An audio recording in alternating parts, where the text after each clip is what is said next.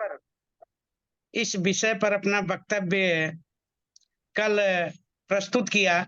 आज संगोष्ठी का दूसरा दिन है और भारतीय ज्ञान परंपरा के विषय में मैं अपना वक्तव्य रखना चाहता हूं। वास्तव में जो भारतीय ज्ञान परंपरा है, यह इतना विशाल और बृहद है कि एक दो दिन, एक दो 10-15 मिनट के व्याख्यान से इसको ना तो समझा जा सकता है, ना जाना जा सकता है। कल से आपने देखा कि कल तमाम विद्वान शिक्षक साथियों ने अपने अपने वक्तव्य रखे, अलग अलग मंतव्य रखे, अलग अलग व्यू था उनका, अलग अलग क्षेत्र के विशेषज्ञ थे। सभी ने अपनी अपनी बातें कही, लेकिन यह एक बृहद विषय है, इतना गूढ़ है कि हम एक सेमिनार के माध्यम से किसी निष्कर्ष पर नहीं पहुंच सकते हैं। फिर भी समय के अनुसार जो हमारा अप्रोच है, जहां तक हम जा सकते हैं, उसके अनुसार अपनी बात इस विषय पर रखना चाहते हैं। वर्तमान में सरकार राष्ट्रीय शिक्षा नीति 2020 को भारतीय ज्ञान के विषय में परंपरागत ज्ञान पर आधारित बनाने का सोच रखा है। इसका कारण है कि समय के अनुसार हमारी जनसंख्या बढ़ी है। तमाम शिक्षक या तमाम जो व्यवस्थाएं सरकार के द्वारा या शिक्षा के केंद्र बनाए गए थे, आज वह बहुत बौने साबित हो रहे हैं। तमाम युवा बेकारी के कगार पे खड़े हैं। ऐसे में सरकार ने सोचा कि जो हमारा परंपरागत ज्ञान है, उसको केंद्र में ला करके ये जो बड़ी समस्या आने वाले समय में चुनौती बनेगी, उसका कोई समाधान निकाला जाए। यह जो परंपरागत ज्ञान है या परंपरागत मान्यताएं हैं, कला है, संस्कृति है, इसके माध्यम से आने वाले समय में चुनौतियों को के समाधान का विषय मान करके नई शिक्षा नीति लाई गई है। लेकिन नई शिक्षा नीति के इम्प्लीमेंटेशन के लिए बहुत ज्यादा होमवर्क ना होने के कारण लोग, चाहे वो छात्र हों या शिक्षक हों, वह उचित तालमेल नहीं बैठा पा रहे हैं। जरूरत है कि इसको और गहनता से समझा जाए, जाना जाए, इस पर इस तरह के सेमिनार कराए जाएं, शिक्षकों के अप्रोच बढ़ाए जाएं, छात्रों के अप्रोच बढ़ाए जाएं, किस प्रकार से सकारात्मक रूप से इसका इम्प्लीमेंटेशन हो, जिससे कि जो समस्याएं हैं उसका निदान हो सके। भारतीय ज्ञान परंपरा इतना सरस, इतना रुचिकर है कि इसके बारे में समय समय पर जब भी चर्चा परिचर्चा होती है तो सभी भारतीयों का सीना चौड़ा हो जाता है। हमारे ऋषि मुनि ज्ञान के स्रोत हुआ करते थे और वह ज्ञान को इस प्रकार, इस सरसता के साथ प्रवाहित किया था कि ज्ञान सबको सर्व सुलभ था और सबके कल्याण के लिए था। मैं एक कोट बताना चाहता हूं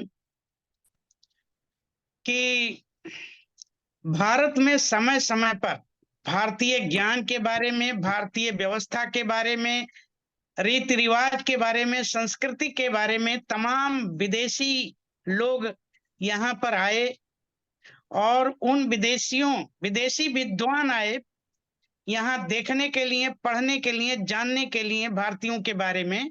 उन्हीं में से 11वीं शताब्दी में मोहम्मद गजनी के समय एक महत्वपूर्ण विद्वान आया था, अल बरूनी। अल बरूनी भारत के विषय में बहुत व्यापक अध्ययन किया और भारतीयों के बारे में लिखा कि भारतीय मौत से नहीं डरते हैं। मौत से क्यों नहीं डरते हैं? क्योंकि वह जानते हैं कि जन्म और मृत्यु यह निश्चित है। और जिस प्रकार से हम अपने शरीर को ढकने के लिए कपड़ा का इस्तेमाल करते हैं, कपड़ा जब जीर्ण शीर्ण हो जाता है तो हम उसको उतार करके नया कपड़ा धारण कर लेते हैं। उसी प्रकार से ये शरीर और अंतरात्मा का है कि ये आत्मा कभी, आत्मा अमर है, अजर है, कभी मरती नहीं है।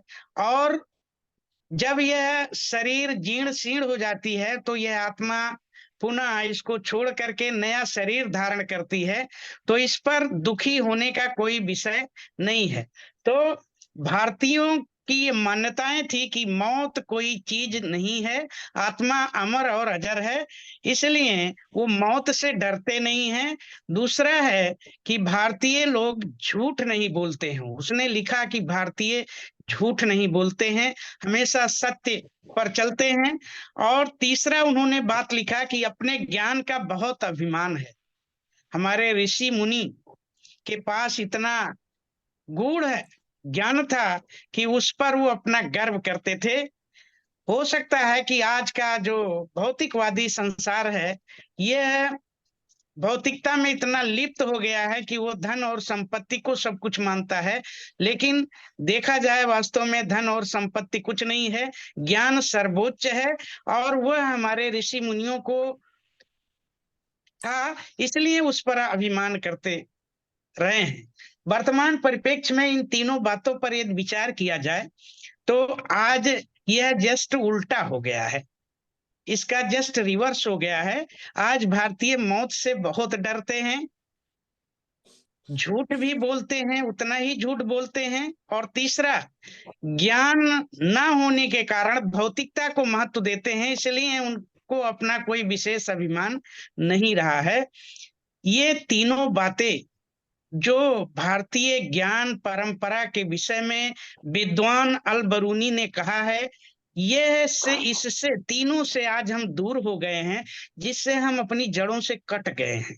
ये बहुत बड़ी बातें थी, आज इसको फिर से इस्टेब्लिश किए जाने की जरूरत है। और यह तभी इस्टेब्लिश होगा जब हम अपने भौतिकता को त्याग करके ज्ञान को महत्व देंगे।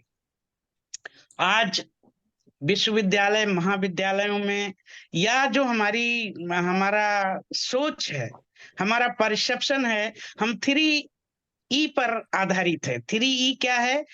पहला ई है इंग्लिश, दूसरा है एजुकेशन, और तीसरा है एम्प्लॉयमेंट। आज इन्हीं तीनों के इर्द गिर्द हमारी शिक्षा व्यवस्था, हमारा ज्ञान सीमित हो गया है। आज लोगों का मानना है कि इंग्लिश पढ़िए, यदि आपको एडवांस बनना है तो इंग्लिश पढ़िए। दूसरा है कि आप एजुकेशन लीजिए, और तीसरा है एम्प्लॉयमेंट, एजुकेशन से ही एम्प्लॉयमेंट मिलेगा। तो ये 3E पर आधारित आज की शिक्षा व्यवस्था हुई है, जिसके अनुसार आज बहुत बड़ी चुनौती शिक्षा व्यवस्था और देश के सामने खड़ी है। आज ऐसे में ये भारतीय ज्ञान परंपरा को पुनः रीस्टेब्लिश करने के लिए बातें चल रही हैं।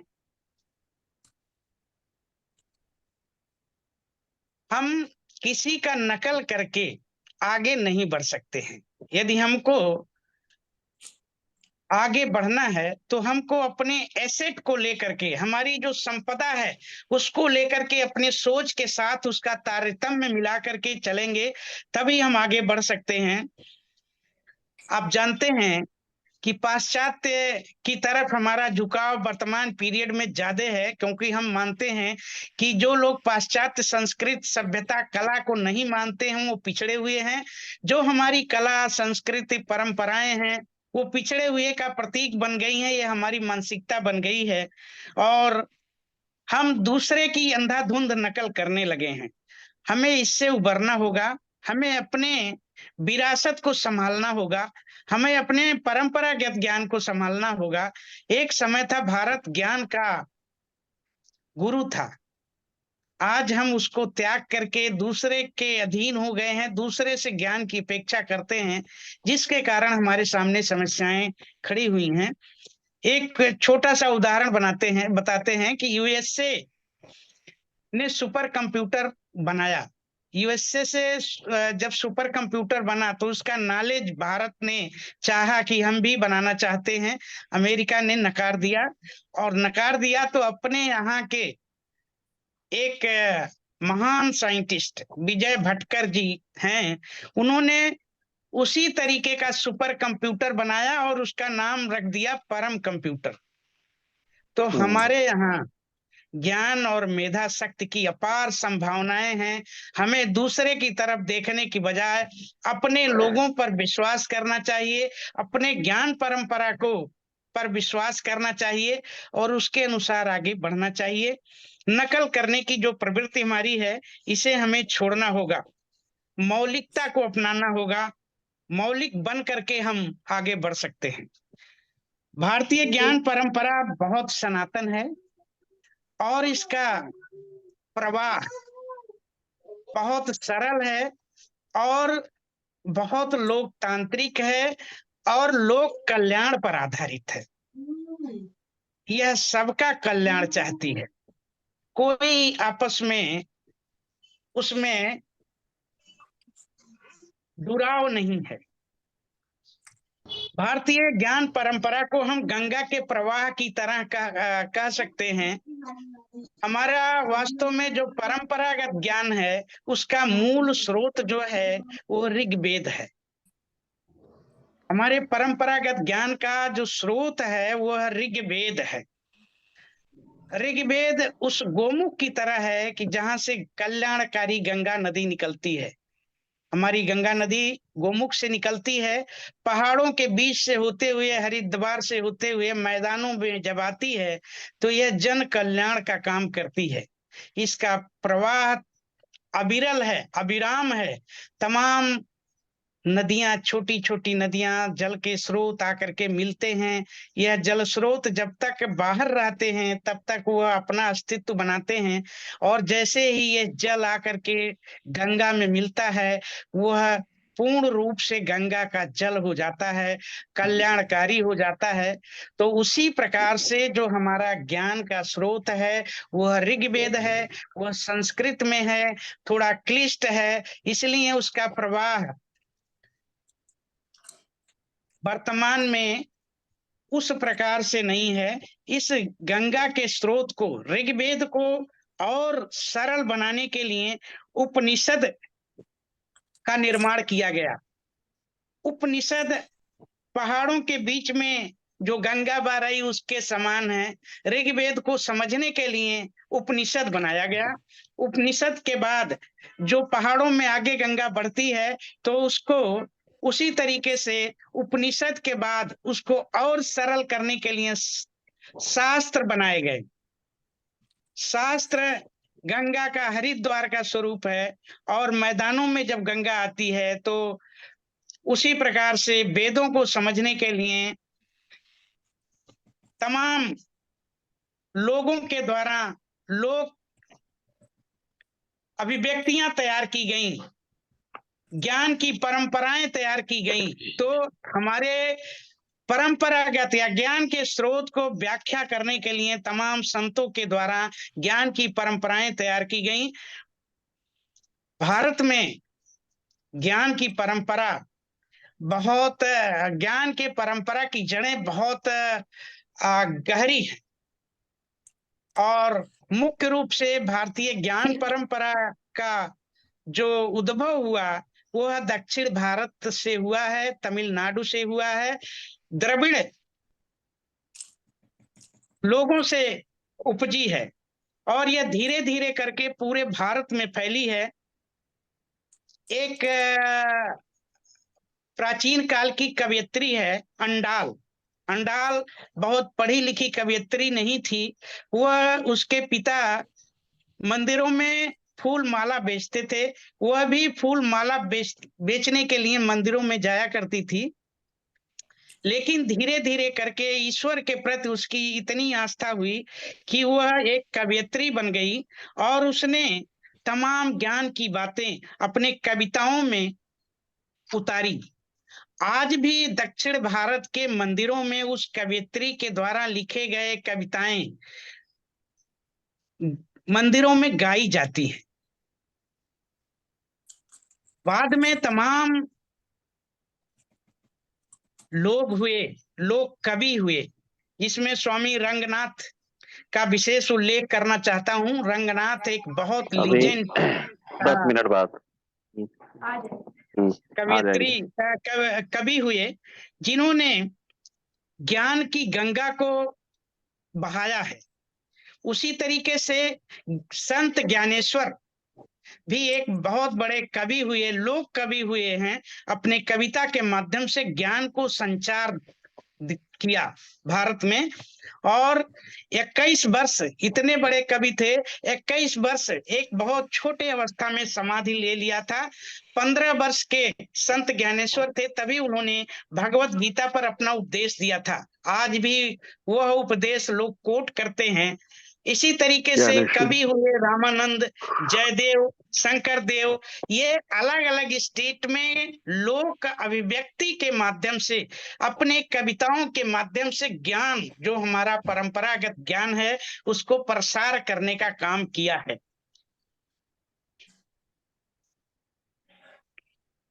यह जो वैदिक ज्ञान है, जो तमाम संत रविदास है, संत नामदेव हैं, तमाम संतों के माध्यम से पूरे भारत में क्रांति लाई गई है।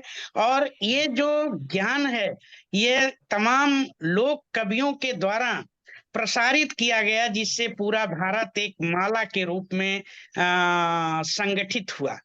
तो इन कवियों का जो लोक भाषाओं में ज्ञान जो क्लिष्ट था, जिसका स्रोत ऋग्वेद था, ऋग्वेद क्लिष्ट होने के कारण लोगों तक नहीं पहुंच पा रहा था, इन कवियों ने इनको सरस भाषा में लोगों को समझाया और लोगों के अंदर एक नया चेतना आया। और इस चेतना के फलस्वरूप ज्ञान का संचार पूरे भारत में हुआ। आज भी यह जरूरत है कि हम अपने ज्ञान को पुनः देखें और इसको प्रसारित करें। ठीक ठीक सर, धन्यवाद सर। टाइम का ध्यान रखें सर। थोड़ा सा और, बस थोड़े शब्दों में और हम इसको समाप्त कर रहे हैं। थोड़ा सा अवसर हमको मिले। जी ज्ञान सर, की बिल्कुल। जो उत्पत्ति माना जाता है, वह मध्य एशिया से बना है उत्पत्ति, और भारतीय ज्ञान परंपरा है। मध्य एशिया से जो ज्ञान है, ज्ञान की परंपरा बनी, वो एकेश्वरवाद पर, एक ईश्वर में विश्वास करते थे। और वह मानते थे कि ईश्वर जो है निराकार है, लेकिन वह यह भी मानते थे कि ईश्वर निराकार होते हुए निर्गुण नहीं है, सगुण है। और उसको क्रिश्चियन और इस्लाम के लोगों ने माना है।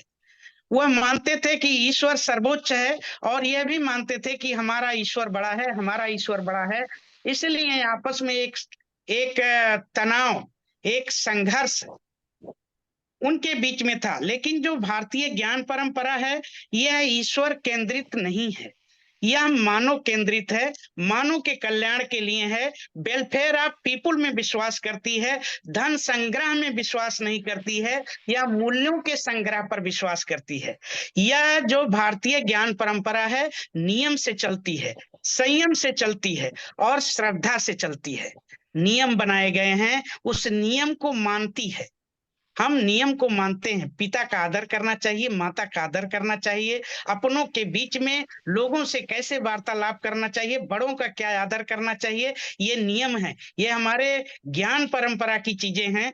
आज यह चीजें किस प्रकार से समाप्त हुई आप जान सकते हैं। संयम है, संयम की बात करता है, लोक कल्याणकारी भावना से ओतप्रोत होते हुए ज्ञान परंपरा में संयम की बात की गई है। संयम का मतलब है कि यदि हम 2 रोटी हमारी खाने की क्षमता है, तो हम 1 रोटी खाएं और 1 रोटी दूसरे को अर्पित करें।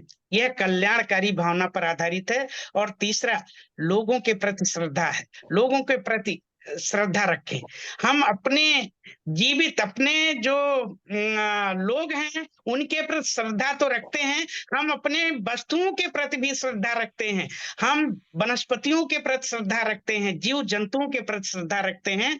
श्रद्धा का ये है कि हम, एक कल्चर चला है कि डिस्पोज कल्चर, डिस्पोज, चीजें यूज करिए और जब वो पुरानी हो जाएं उनको डिस्पोज करिए। यह प्रथा हमारी नहीं है, हमारे परंपरागत चीजें नहीं है। हमारी परंपरागत है चीजों को फिर से रीयूज करिए, रीयूज करिए। हम कोई चीज पुराने समय से यूज करते आए हैं, यदि वो खराब हो जाती है तो उसके प्रति हमारी इतनी श्रद्धा होती है कि हम उसको पुनः बनवा करके उसको यूज करते रहते हैं। तो ये हमारी श्रद्धा का विषय वस्तु है। इससे रिश्तों में मजबूती आती है और रिश्ते संभलते हैं। तो यह परंपरा जो ज्ञान की है, यह पुनः रीस्टेब्लिश की जानी है। आदि शंकराचार्य जी ने किताब लिखा है विवेक चूड़ामणि, उसमें उन्होंने माना है कि शब्दों के जाल में कुछ भी नहीं रखा है। मोक्ष को सर्वोच्च माना है, लेकिन मोक्ष साधन से नहीं प्राप्त किया जा सकता है।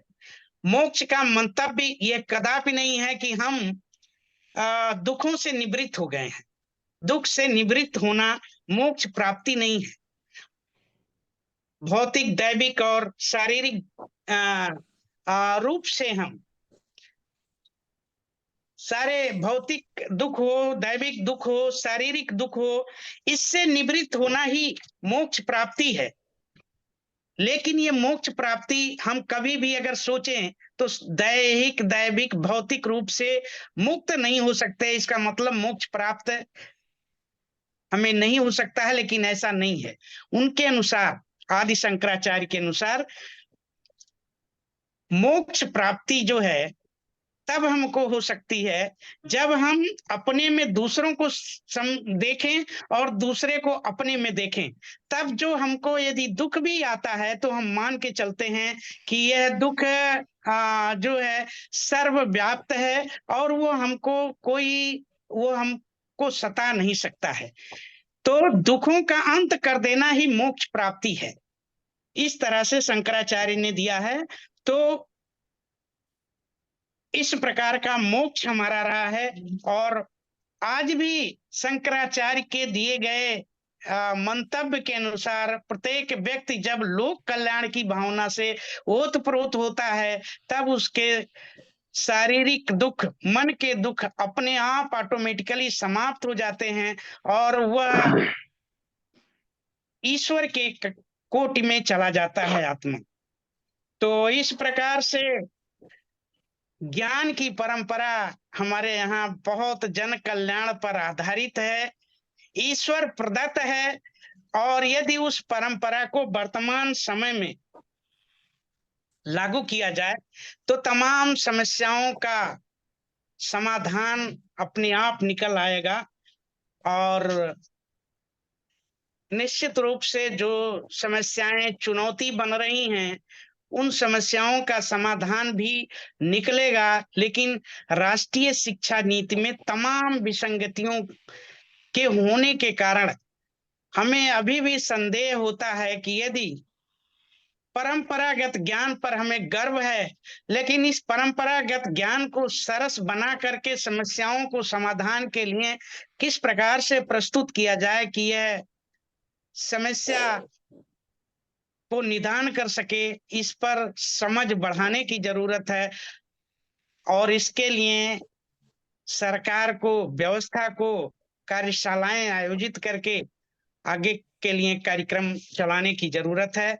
सभी प्रतिभागी गण हमारी बातों को सहजता से सुना, इसके लिए मैं सभी को धन्यवाद देता हूं। और इस संगोष्ठी के आयोजक और संचालक को बहुत बहुत धन्यवाद करता हूं। बहुत बहुत धन्यवाद सर। आपने अपने बिजी शेड्यूल में से कुछ समय निकाला हम लोगों के लिए। प्रोफेसर वर्मा सर ने बहुत ही ज्ञानवर्धक उद्बोधन दिया। आपने मौलिकता पर बल दिया है। निश्चित रूप से हम अपनी पहचान तभी बना सकते हैं जब मौलिक रूप से कार्य करें और चिंतन करें, न कि दूसरों की नकल करें। सर आपके ज्ञानवर्धन उद्बोधन से हम सभी लाभान्वित हुए हैं सर, बहुत बहुत धन्यवाद। अब मैं अगले वक्ता के रूप में अपने कॉलेज मदन मोहन मालवीय स्नातकोत्तर महाविद्यालय के हिंदी विभाग के आचार्य डॉक्टर अभिमन्यु पांडे जी को आमंत्रित करना चाहूँगा। आप हिंदी और संस्कृत के अच्छे विद्वान हैं और ओजस्वी वक्ता भी हैं। हम लोग समय समय पर आपको सुनते रहते हैं। आज पुनः एक अवसर आया है कि आपके ओजस्वी वाणी से हम लोगों को कुछ उद्गार सुनने को मिलेंगे। सर स्वागत है आपका। बहुत बहुत धन्यवाद सर, प्रणाम।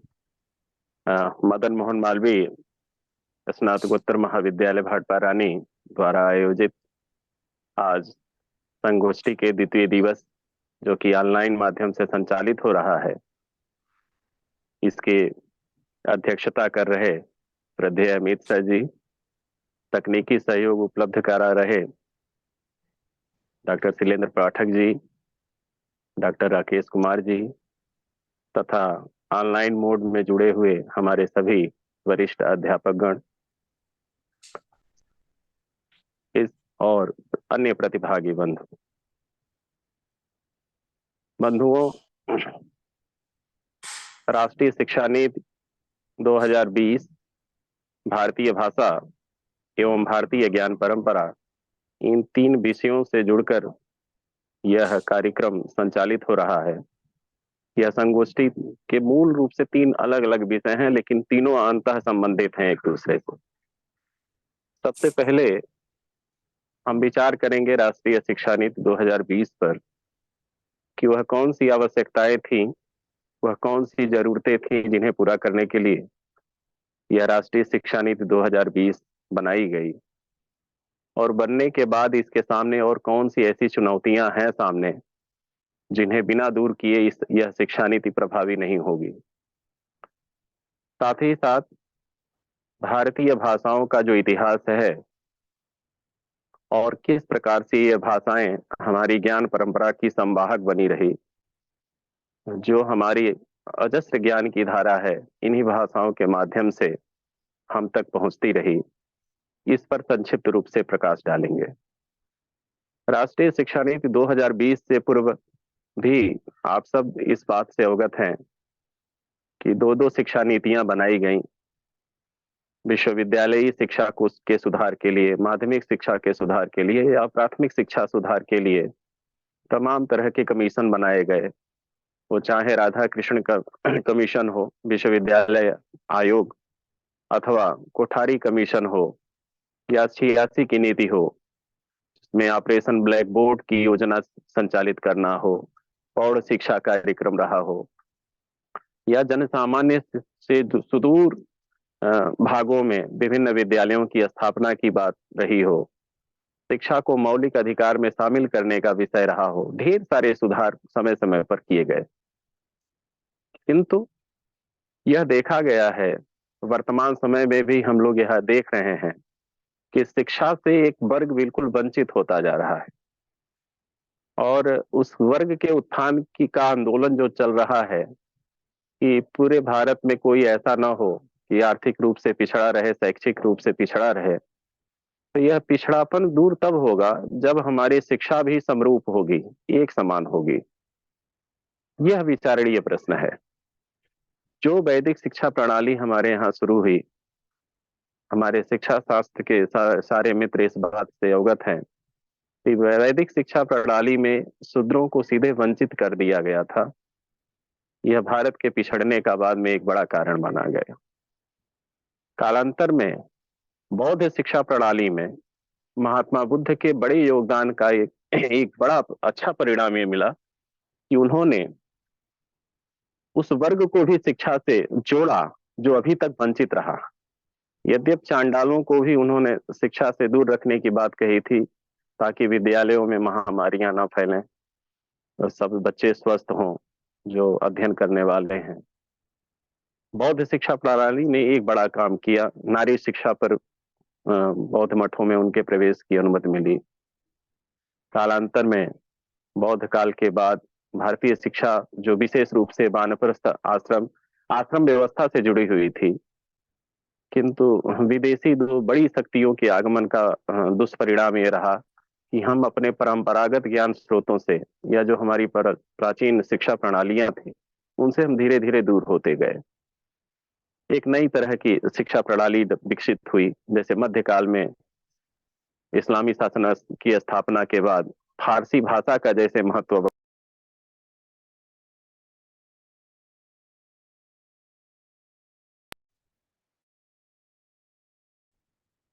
यह देखा गया कि जब अंग्रेजों का आगमन हुआ तो लॉर्ड मैकाले की नीति से अंग्रेजी प्रभावी हो गई। वर्तमान जो शिक्षा नीति बनाई गई है इसमें यह प्रयास किया गया है कि हम अपने परंपरागत जो ज्ञान है उसके साथ जुड़े रहें और साथ ही साथ जो नवीन अनुसंधान हो रहे हैं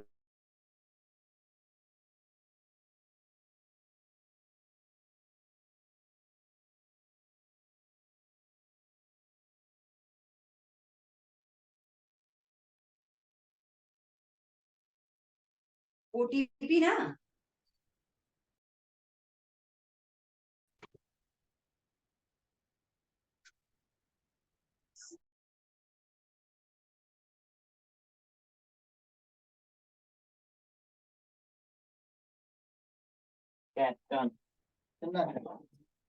पांडे सर, आपकी आवाज नहीं आ रही है, शायद कोई नेटवर्क प्रॉब्लम है क्या?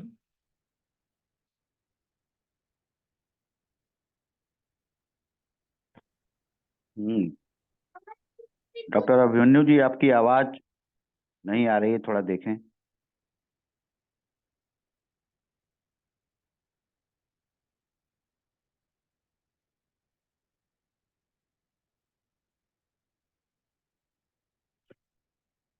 डॉक्टर अभिमन्यु जी, क्या आप हमको सुन पा रहे हैं?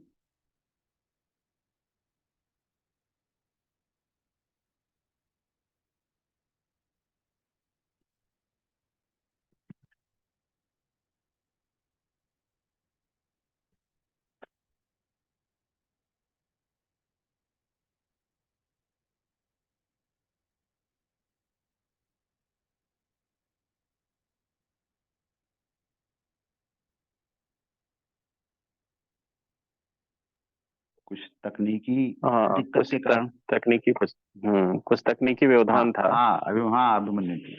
हाँ, तो अब सुनाई दे रहा है ना सर? जी जी, अब सुनाई दे रहा है, कंटिन्यू करें। तो जी, इस प्रकार अभी ये शिक्षा नीति तो लागू की गई है, इसकी समीक्षा आनी बाकी है। हो सकता है जैसे 1986 की शिक्षा नीति लागू करने के बाद कुछ ही वर्षों बाद उसमें ढेर सारे संशोधन और परिवर्तन करने पड़े थे। इस शिक्षा नीति में भी तमाम तरह के अभी संशोधन आएंगे। लोगों की के विचार आमंत्रित किए जा रहे हैं इस शिक्षा नीति पर, और जब तक ये धरातल पर सही से न उतरे तब तक कोई भी नीति, कोई भी ज्ञान प्रभावी नहीं होता। जब वास्तविक धरातल पर उसका हम परिणाम देखते हैं तब हम सही मूल्यांकन और आकलन कर पाते हैं। शिक्षा नीति के बाद जो दूसरा प्रश्न है भाषा का, भारतीय भाषा और भारतीय ज्ञान परंपरा। भाषा के संबंध में पूरे जो हमारे भारत देश में 3000 से अधिक भाषाएं बोली जा रही हैं, तो इनको मुख्य रूप से दो श्रेणियों में विभक्त कर सकते हैं, आर्य कुल की भाषाएं और द्रविड़ परिवार की भाषाएं। भारतीय इस प्रकार से आर्यों की मान्यता है कि वो एशिया माइनर से भारत में आए और ज्ञान संपन्न थे और उन्होंने वेद, वेदांग, उपनिषद आदि की रचनाएं की। तो भाषा भी आर्यों के माध्यम से आई, तो उस भाषा को हम आर्य भाषा परिवार कहते हैं। विश्व भाषा परिवार का जब हम विभाजन करते हैं तो भारत की जो भाषा है उसे भारोपी परिवार की भाषा कहते हैं। भारत और यूरोप की जो भाषाएं हैं एक दूसरे से जुड़ती हैं। उसके बाद भारोपी परिवार में भी जब उसका हम विभाजन करते हैं तो भारत की जो भाषा है, आर्य भाषाएं ईरानी शाखा से जुड़ती हैं। भारत ईरानी शाखा कहते हैं उसको।